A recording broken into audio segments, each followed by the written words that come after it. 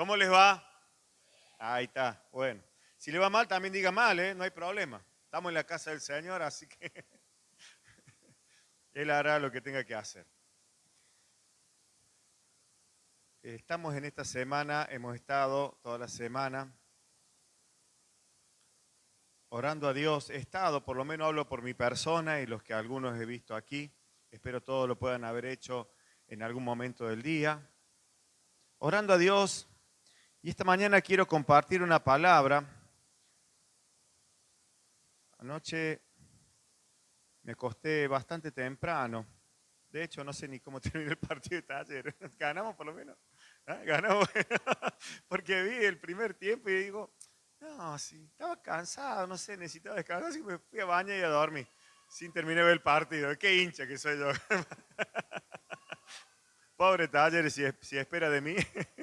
Pero había una ocupación en mi cabeza y la tuve toda esta semana orando, porque cuando uno toma un tiempo de oración, al menos para mí, va más allá del acto religioso, digo, el acto en sí mismo de la oración, sino tomar un tiempo de búsqueda especial es para que poder encontrar aquello que Dios quiere, poder encontrar lo que Dios está trayendo, o quiere, mejor dicho, es la palabra correcta. Y el Señor me fortaleció en el primer día, en el segundo día. Pude apartar un día de ayuno sin siquiera esforzarme, fue el Señor así el que lo hizo. Y eso me hace confirmar que es Dios el que estaba en el asunto. Pero no tenía una palabra rema, solo aquella que el Señor puso en mi corazón y está en Crónicas, no me acuerdo el capítulo, lo puse los otros días en el grupo, el día lunes. Si se humillare mi pueblo, sobre el cual mi rostro es invocado, y orara y clamara, y Él va a ver, y Él va a escuchar, y Él va a mirar. En fin. Pero esta mañana el Señor me despertó de temprano, creo que eran como las 5 de la mañana, ya no podía dormir más. Y estaba entre que me levantaba a orar o oraba en la cama, ¿vio? Y estaba allí dando vueltas. Y el Señor me confirmó con una palabra. Y luego cuando me levanté la busqué y ya en pie. Y quiero compartir esta palabra, pero quiero hacer acto profético. No, quiero que oremos por esta palabra. Porque más que una palabra es una historia bíblica para que el Señor nos hable en esta historia y podamos hacer la propia, cada uno en lo personal. ¿Sabe? Lo mejor que hay es cuando vos podés examinar esa palabra que el Señor te da y aplicarla a tu vida. Porque si simplemente es una linda palabra, qué lindo, qué bueno, qué promesa, qué bendición, y no es aplicada a nuestras vidas, se complica, porque es simplemente una palabra. Es como la palabra de un político, ¿vio? ¿Por qué se cree que los políticos nos engañan tan fácilmente? Porque el hombre tiene la tendencia a olvidarse. Usted escucha una palabra y se olvida. Y pasa un tiempo y ya se olvida, y si le dicen otra, esa es, qué lindo. No, si me dijo que va a hacer esto, y después el político pasan 4 años, no hizo nada, vuelve de vuelta. Yo digo, solo por comparar que estamos en época electoral y todos nos prometen cosas y todos estamos contentos con eso que prometen, y casi ninguno dice que va a hacer algo malo. Pero la palabra de Dios debe producir el efecto por el cual es sembrada. ¿Me entiende? La palabra de Dios debe producir el efecto por el cual es sembrada, ya que la palabra misma dice que es la semilla que lleva fruto. Y esta palabra, este escrito bíblico, voy a leer en el libro de Josué en el Antiguo Testamento, tiene que producir el efecto en esta tierra. Si quiere, hagamos mímica, tóquese el pecho y diga, esta tierra, no la del lado. Porque esto es para vos. Eso es para vos. Eso es para aquel. Esto tengo que ir y decírselo a mi hermano porque a mi hermano le hace falta esto. Oh. Y el otro, el hermano recibe, vaya hermano natural, digo, ¿no? Esto es para mi cuñada y va y le dice a la cuñada todo. Mirá, esto es lo que tenés que hacer vos. Capaz que si le da la palabra está bueno, pero la palabra tiene que producir fruto en esta tierra. Y esta tierra es la que yo puedo administrar y es mi persona. Oro, Padre, en esta mañana en el nombre de Jesús, para que esta palabra, para que esta historia, para que esto que aconteció, como dice el apóstol Pablo, todo lo que fue escrito de los días antiguos sirve para testimonio y edificación de la iglesia. Y hoy puede esta palabra edificarnos como iglesia, como personas, como cuerpo de Cristo, como cristianos, como hijos tuyos. Y producir el fruto por el cual está escrita y es sembrada en nosotros hoy. Bendigo este tiempo, Señor, y te ruego, Espíritu Santo, que seas tú el labrador y el sembrador, pero también el que provoque el fruto. Te ruego, Jesucristo, que tú abras los oídos de fe para que podamos escuchar con fe y producir el efecto que la fe causa. Porque dice la Biblia que tú eres el autor y el consumador, el que genera la fe y el que consuma el hecho. Te ruego, Dios, en el nombre de Jesús, que lleve frutos a 100 por 1. Amén. Amén. Voy a leer el libro de Josué, capítulo 7. Y voy a leer prácticamente, no sé si todo, pero es una historia.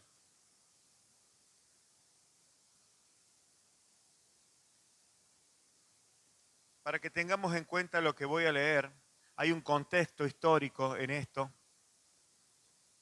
Josué es el que queda después de Moisés para producir o ejecutar lo que sería la conquista definitiva de donde iba a instalarse el pueblo de Dios, de la tierra de Canaán.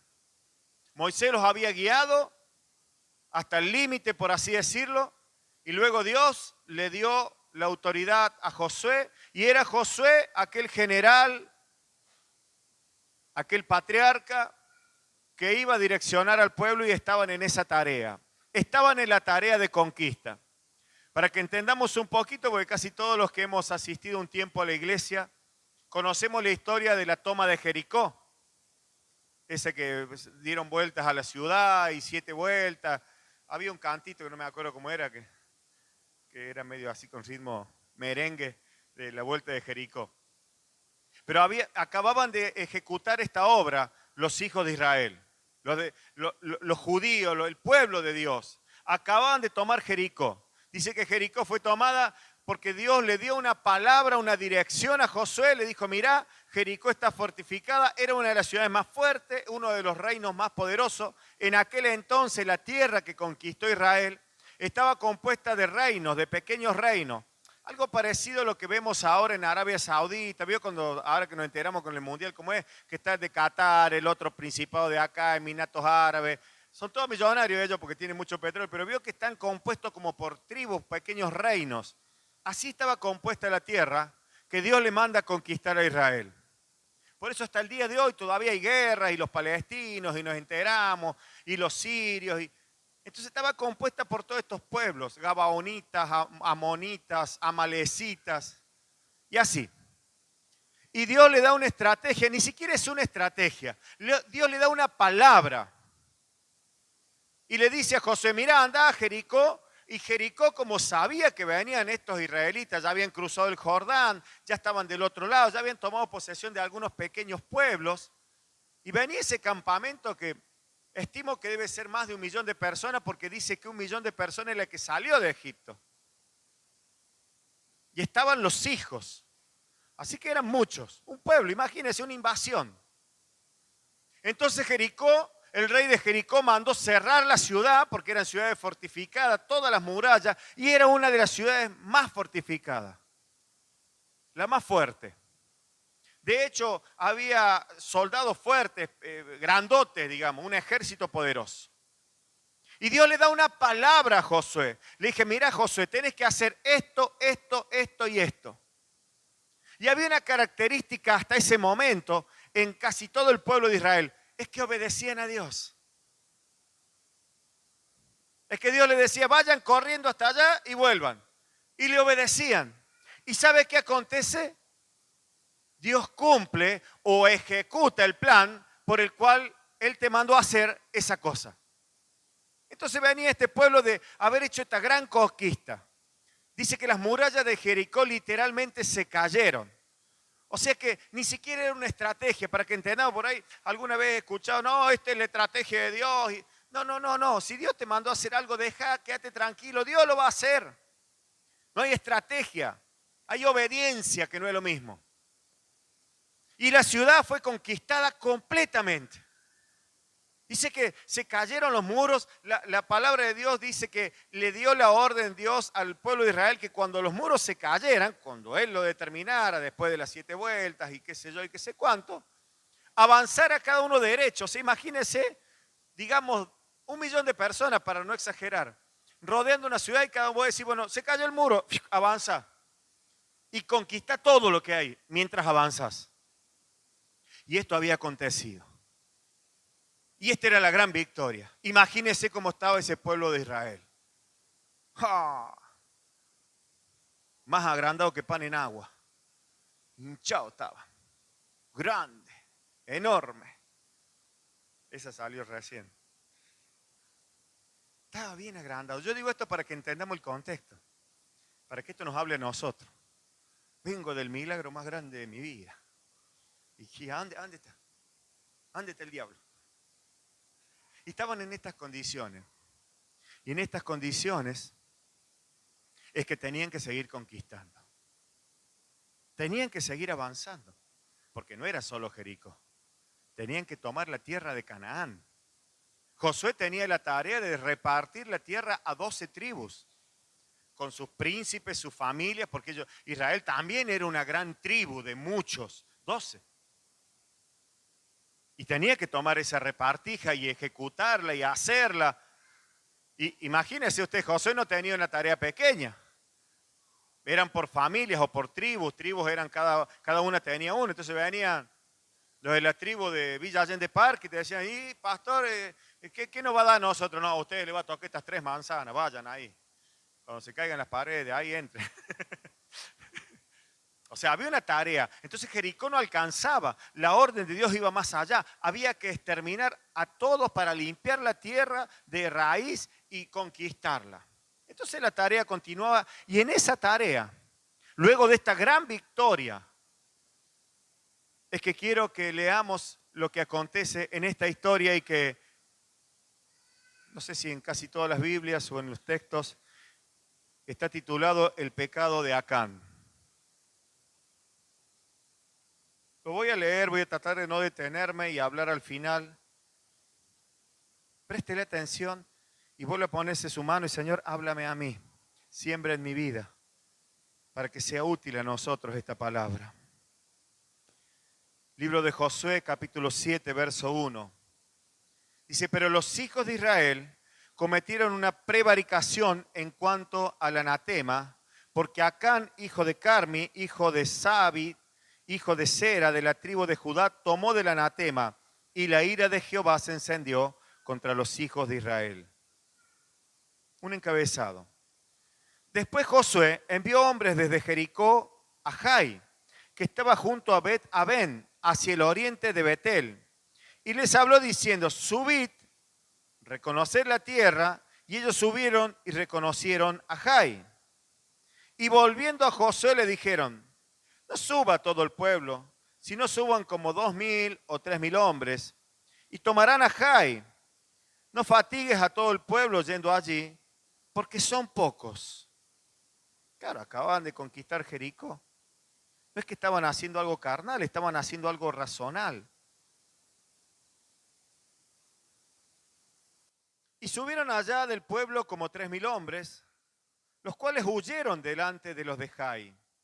Y los de Jai mataron de ellos a unos 36 hombres y los siguieron desde la puerta hasta Sabarim y los derrotaron en las bajadas, por lo cual el corazón del pueblo desfalleció y vino a ser como agua.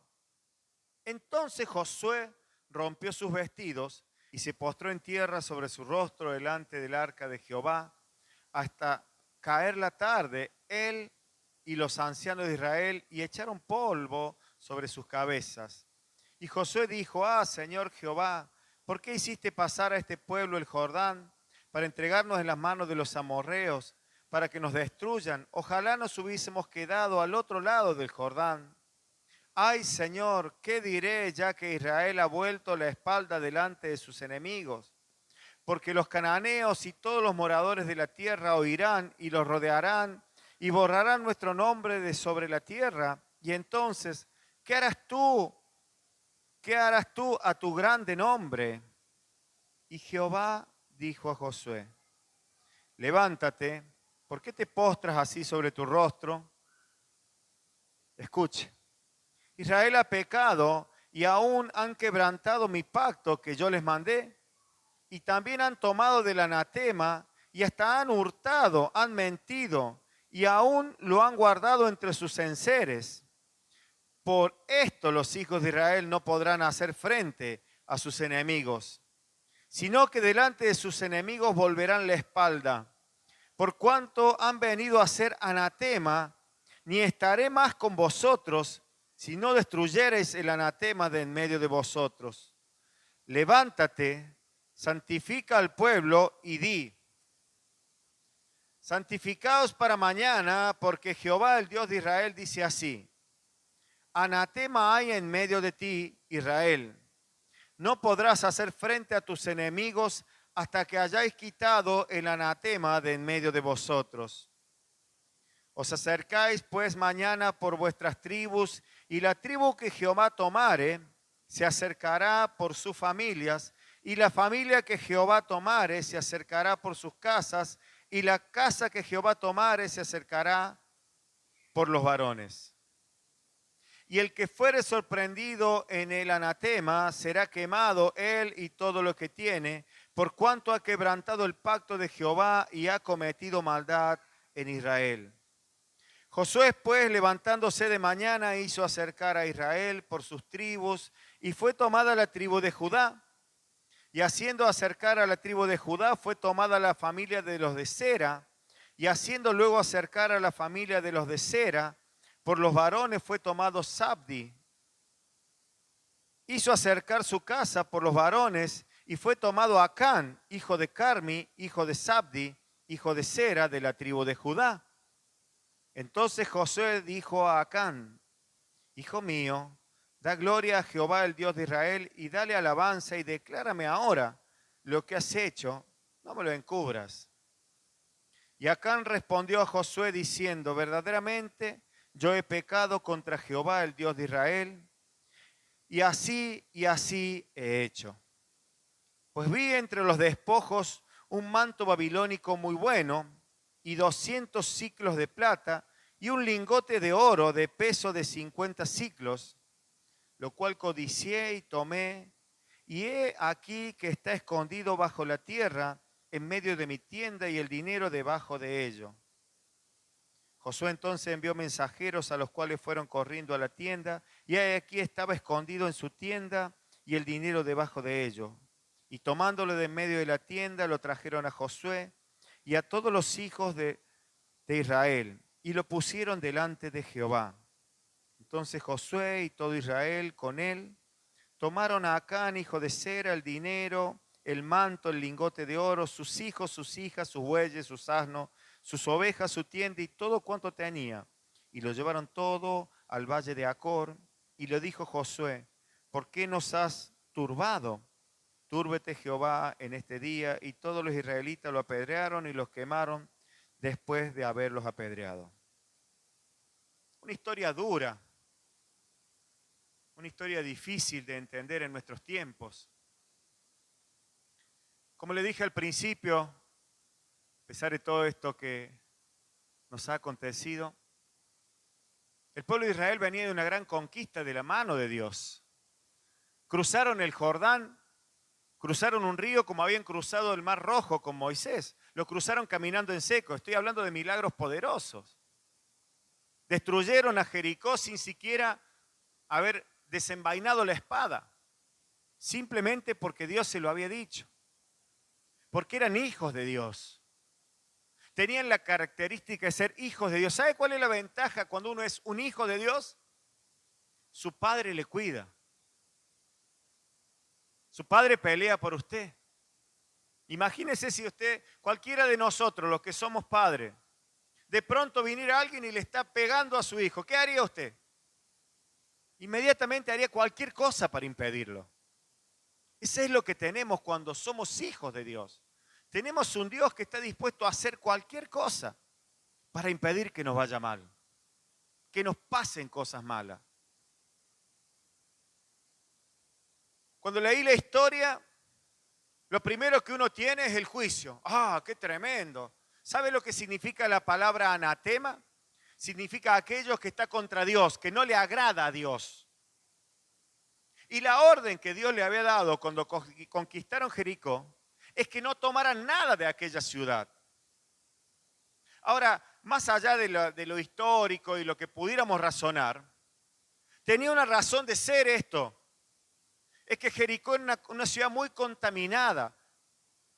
Había muchas cosas que eran nocivas, diríamos, para la vida de los israelitas, para la vida de cualquier ser humano que no quiere ser del diablo, por decirlo en términos simples.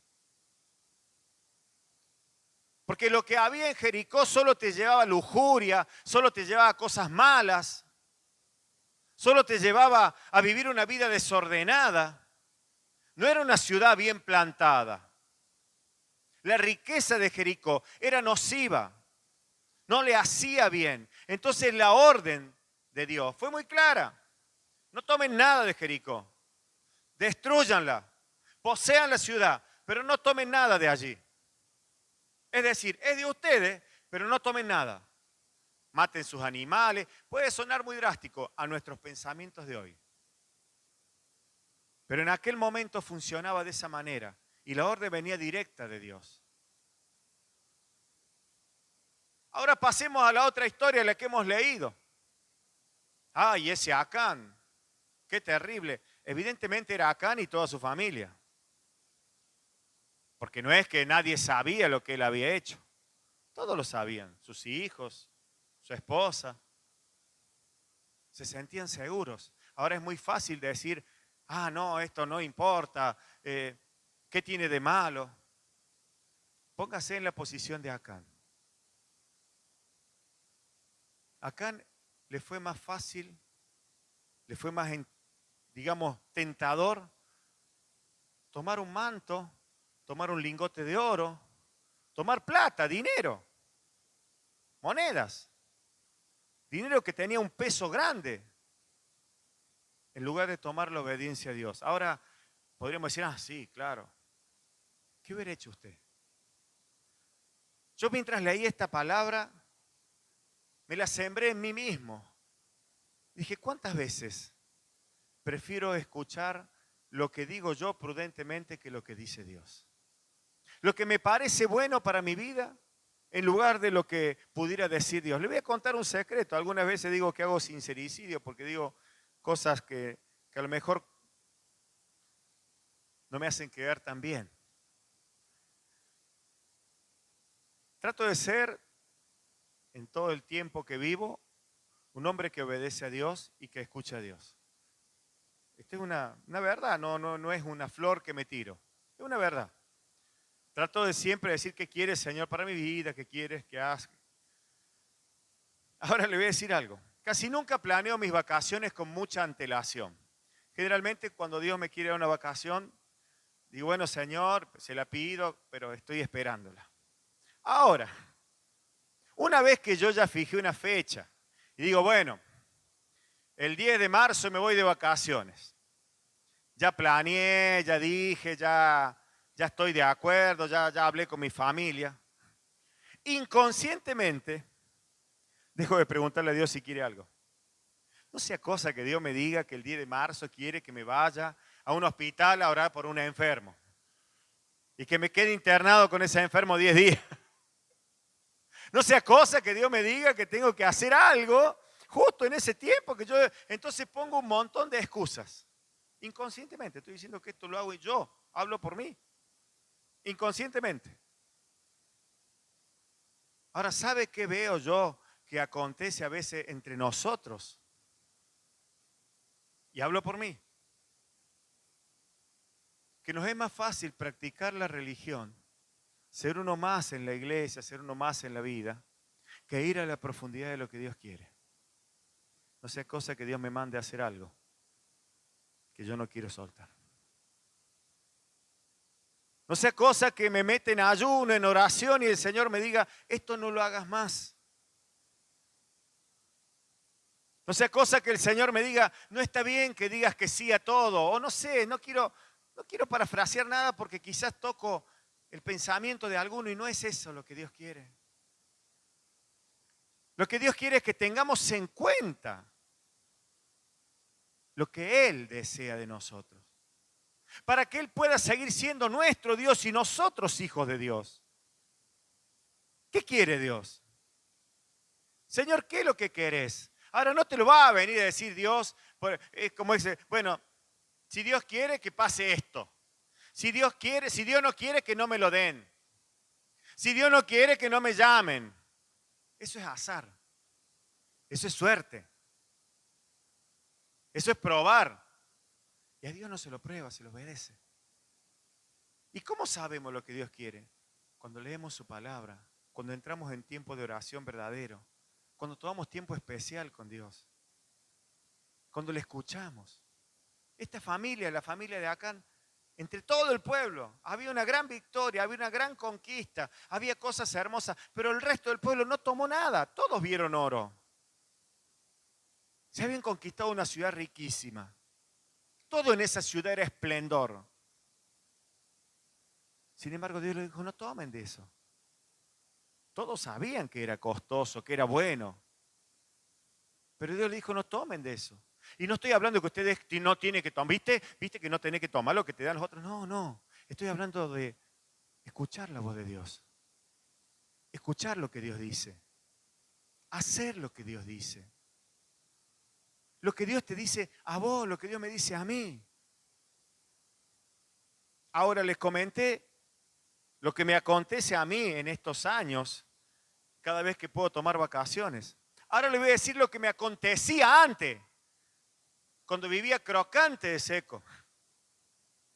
Donde mis vacaciones, cuando conocí al Señor, era venirme los fines de semana a la casa de mi cuñado, que era pastor en Saldán, para poder estar cerca de un río. Donde no me importaba tener que aguantarme un culto de 2 horas, con tal de poder estar en un lugar donde pudiera pasar una linda tarde de verano. Y cuando nacía el Evangelio, no me importaban las vacaciones. Hablo por mí, estoy hablando de mi testimonio. Sino por el contrario, con mi familia le llamamos vocaciones de servicio. Nos íbamos a servir a Dios cuando nuestro tiempo era de vacaciones. Y no estoy diciendo con esto que no se tome más vacaciones, que no vaya más a ningún lado, que no haga esto porque es pecado. Nada de eso. Estoy diciendo que uno está dispuesto a que Dios le diga lo que Él quiere y hacerlo. ¿Y sabe qué acontece cuando esto es así? Se cumple la palabra que Jesús mismo dijo. Busca primeramente el reino de Dios y su justicia. Es decir, lo que Dios considera correcto. Esa es la justicia de Dios. No la justicia que va a venir y aquellos que se portaron mal le va. No. Lo que Dios dice que es correcto. Busca primeramente eso. Y todo lo demás te será añadido. Espero que esta palabra provoque en nosotros el pensamiento que debe haber provocado en todos aquellos judíos. Dice la historia, si usted quiere seguir leyendo, que luego de eso conquistaron la ciudad de Acai, Dios se la entregó en sus manos, pudieron tomar todos los despojos y por el contrario Dios le dijo, allí sí pueden tomar despojos. Allí sí pueden agarrar todo el botín. Pueden guardar sus animales para ustedes. Porque no se trata de una religión, de algo que Dios pone, ahora sí, y esto es por ley para siempre, sino como Dios lo quiere. Si hoy Dios te pide tus vacaciones, dale tus vacaciones. Si hoy Dios te pide dinero, dale el dinero. Si hoy Dios te pide un sacrificio de X cosa que estás acostumbrado a hacer, dáselo a Dios. Pero tiene que ser Dios el que te lo pida. Y para ello necesitamos estar cerca de Él. Necesitamos escucharle. Necesitamos tomar las decisiones correctas. como Dios quiere que las tomemos. Y no es un miedo, sino es una verdad. ¿Sabe qué sucede si no? Nuestros enemigos. Y no son nuestros enemigos el vecino, la suegra. No, nuestros enemigos no son la persona esa que el que te tiene bronca es el que te tiene bronca. Esa es otra cosa. El que te sacó prestado y no te devolvió, un sinvergüenza, que te embromó. Esa es otra cosa. Ese no es tu enemigo espiritual. Ese es tu enemigo natural. Con ese no le preste más porque te va a volver en broma. Nuestro enemigo es el diablo, el que quiere nuestra derrota espiritual. El que no nos va a permitir conquistar en el espíritu, en las cosas de Dios, lo que tenemos que conquistar. Lo que tenemos que poseer.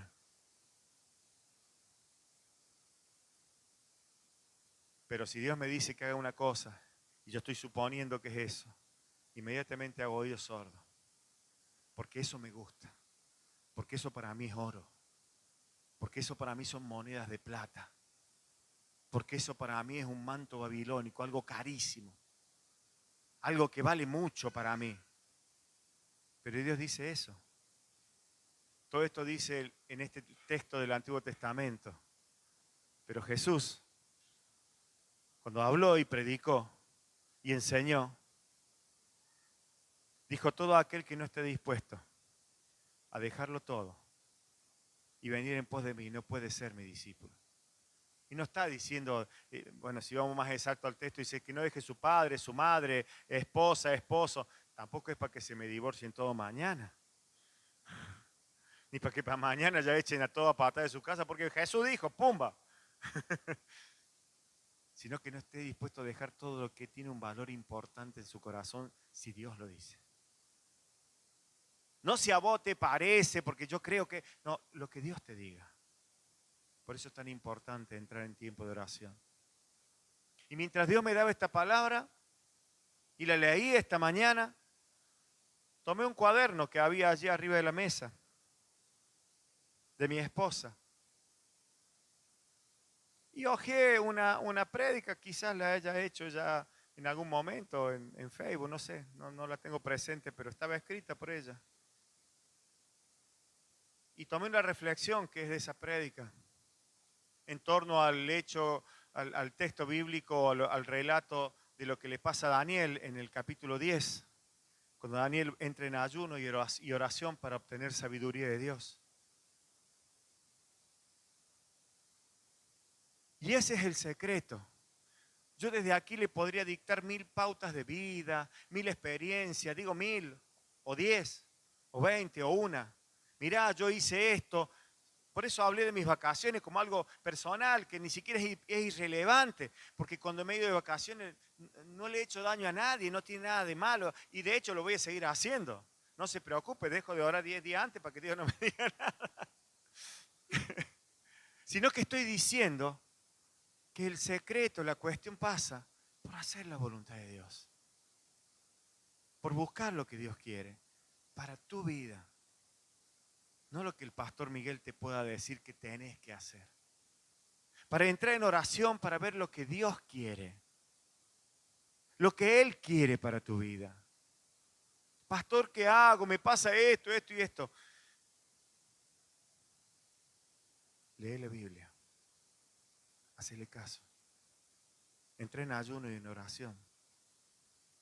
De acuerdo a la necesidad, será más severo o más importante, menos importante, más fuerte, más tiempo.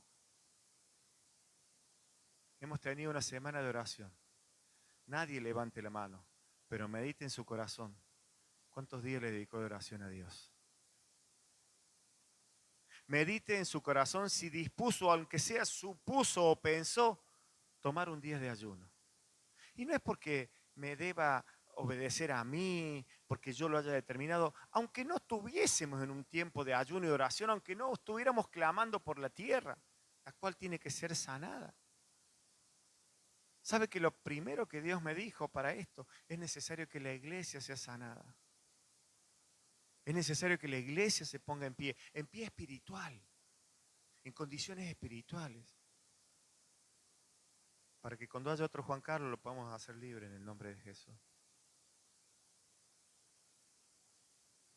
Y esto no es para decir, vos podés, hay cosas, ¿por qué Dios no lo hace? Y tenemos tantos por qué.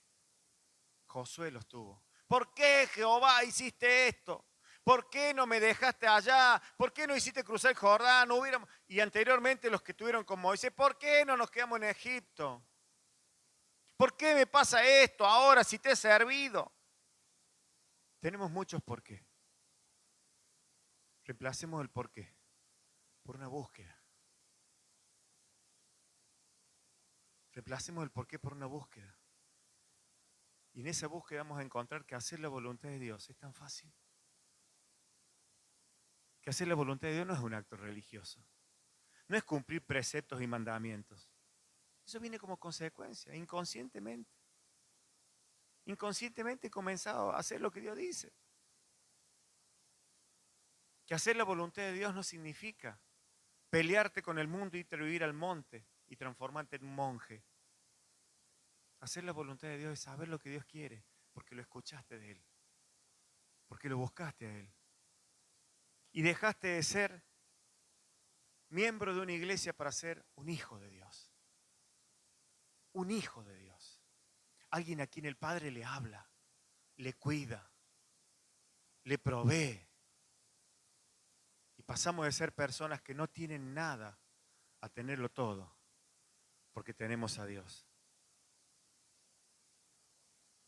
Pasamos de ser, para cerrar con el mensaje en torno a lo que hemos leído, pasamos de ser personas que huyen en derrota para ser personas que conquistan. La Biblia dice que después de esto, los hijos de Israel conquistaron Jai, conquistaron a los gabaonitas, conquistaron todo Jericó. Establecieron su tierra allí. Establecieron todo lo que Dios les dijo que deberían hacer. Ahora, si leemos la historia y seguimos y no paramos y leemos todo el Antiguo Testamento, vamos a ver que muchas veces, o cada vez que el pueblo de Israel se alejó de Dios, y alejarse de Dios no es dejar de ir a la iglesia o ir al templo. Alejarse de Dios es dejar de escucharle. Alejarse de Dios es dejar de buscarle. Dejar de saber lo que Él quiere. Y hacer lo que a mí me parece que está bien.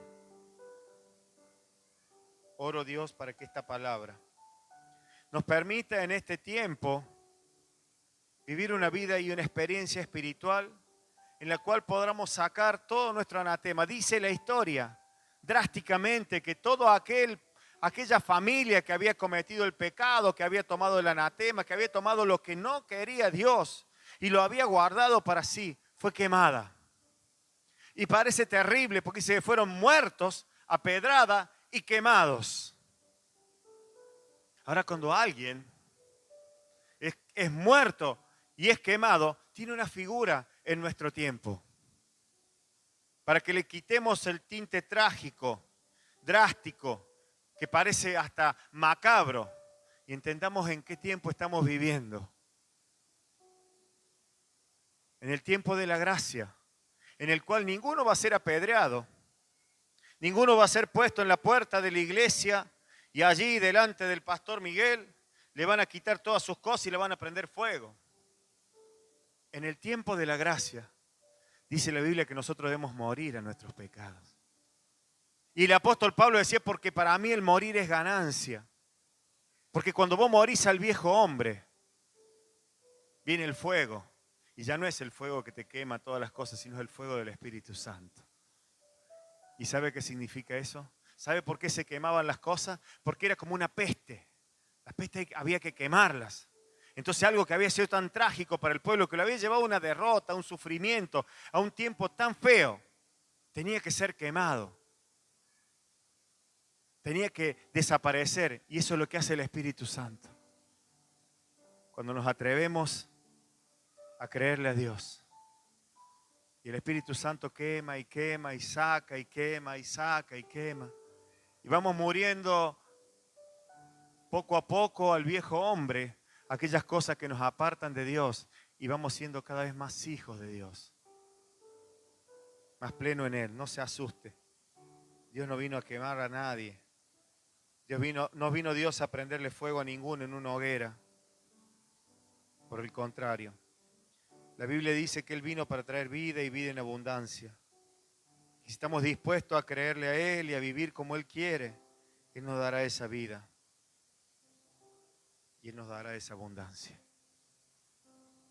Oro en esta mañana, Dios, para que tú quites de nosotros todo aquello que no te agrada. Y podamos ser revestidos en este nuevo hombre a la imagen de Jesús. En el nombre de Jesús, Señor. Amén.